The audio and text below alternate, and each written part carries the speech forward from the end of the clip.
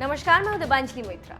जिस नेपाल के साथ भारत का रोटी बोटी वाला संबंध था, वो नेपाल अब भारत की जमीन पर कब्जा जमाने की कोशिश तो कर ही रहा है, सीमा पर फायरिंग करने से भी बाज नहीं आ रहा। अभी हाल ही में नेपाल पुलिस ने सीमा पर अंधाधुंध फायरिंग की थी, जिसमें एक भारतीय नागरिक की मौत हो गई थी, तो 2 युवक घायल भी हो गए थे। इस फायरिंग के बाद से ही दोनों देशों के बीच रिश्तों में तनाव तो बढ़ा ही है। सीमा पर रहने वाले बिहारियों में भी डर बना हुआ है कि न जाने कब नेपाल फिर से फायर कर दे।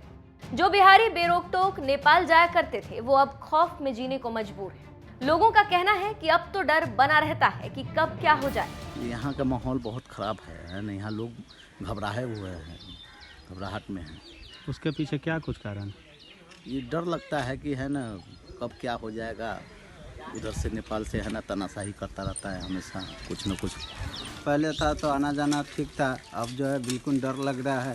जब से ये कैंट गुजर गया तब से यहाँ मर्डर हो गया है ना, उस दिन से बहुत डर लगा है, मतलब जाने के लिए उधर। किस बात का डर लगता है? जो मर्डर दोनों पार के पुलिस, नेपाली पुलिस, हमको डर लग रहा है। एक तरफ नेपाल अपने नए नक्शे में भारत के लिम्पियाधुरा, कालापानी और लिपुलेख पर अपना दावा कर रहा है, तो वहीं भारत सरकार को लगता है कि दोनों देशों के बीच तनाव को बातचीत से कम किया जा सकता है।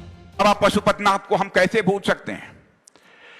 यहां तक बाबा पशुपतिनाथ, चाहे हमारे भारत में काशी विश्वनाथ, सोमनाथ, इन सब को अमरनाथ से अलग कोई कैसे कर सकता है?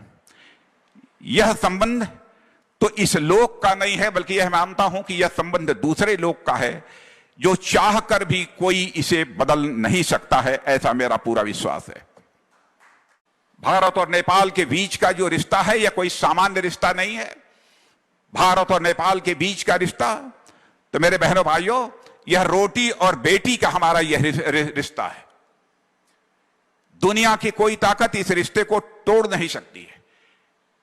यदि लिपुलेख से लेकर धारचूला तक यह रोड बनने के कारण यदि कोई गलतफहमी नेपाल के लोगों में यदि पैदा हुई है, तो मैं समझता हूं कि उसका समाधान हम लोग मिल बैठ कर निकालेंगे।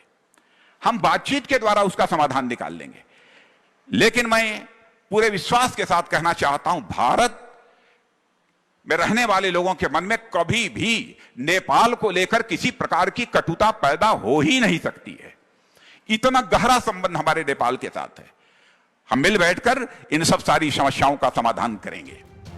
रक्षा मंत्री ने यह बयान उत्तराखंड वर्चुअल रैली के दौरान दिया था। जिन 3 इलाकों पर नेपाल अपना दावा कर रहा है, वो तीनों इलाके उत्तराखंड में ही आते हैं। सरकार मान रही है कि रिश्ते फिर से सामान्य हो जाएंगे, जबकि नेपाल लगातार भारत को उकसा रहा है।